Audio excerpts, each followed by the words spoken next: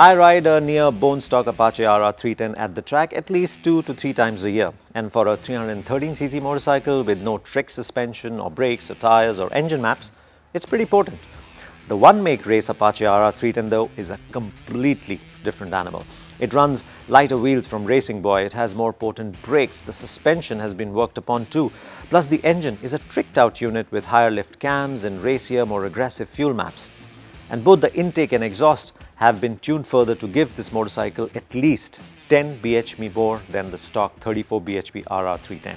It's also significantly lighter given the heavy LED tail lights, the rear seat and the multi-layer plastic fairings all around have been replaced by a simple race body kit.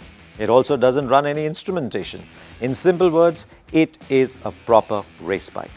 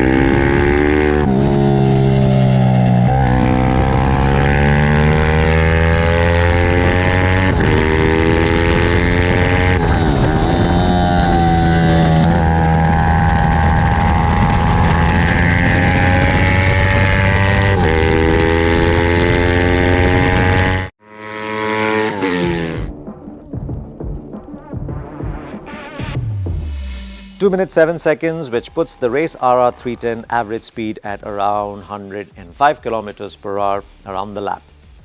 To put things in perspective, the racers go around the MMRT in around 1 minute 50 seconds or so on this very bike. So it's clear, I didn't even scratch the performance surface of this race RR 310. And for good reason. One of course was my mistaken belief that how different could this be from the stock bike? And that meant I only rode the bike for 2 hot laps that I did instead of doing the homework of riding it and understanding it whenever the opportunity presented itself. I thought it would be identical or very similar to my own RR 310. Not surprisingly, I was in for a rude shock when I went out. The race RR 310 is hardcore. Compared to the stock bike, it's not only faster accelerating, it brakes so much better and harder too. And so, I found myself arriving at corners slower than expected because I was over-braking myself everywhere. Ditto when it came to turning into corners. My reference points for turn-in from the stock RR 310 were no good. The race RR just turns in a lot sharper and quicker than the stock bike, and that meant I had to constantly correct the line, and that too before hitting the apex so that I didn't run into the curbs and then onto the grass, all of this on the inside of the corner. I'm sure I couldn't manage a 1 minute 50 even if I spent a year riding the race RR around the MMRT. But maybe a 2.4, a 2.5 could have been possible, maybe, if I rode it more. And they say I'm not more optimistic. But yes, even though the RR was hard on the senses, it gave me a glimpse of what's possible on this RR310 platform if lap times is all you want to chase. Clearly, it's a great base to build on, and maybe I should try this on my own RR310.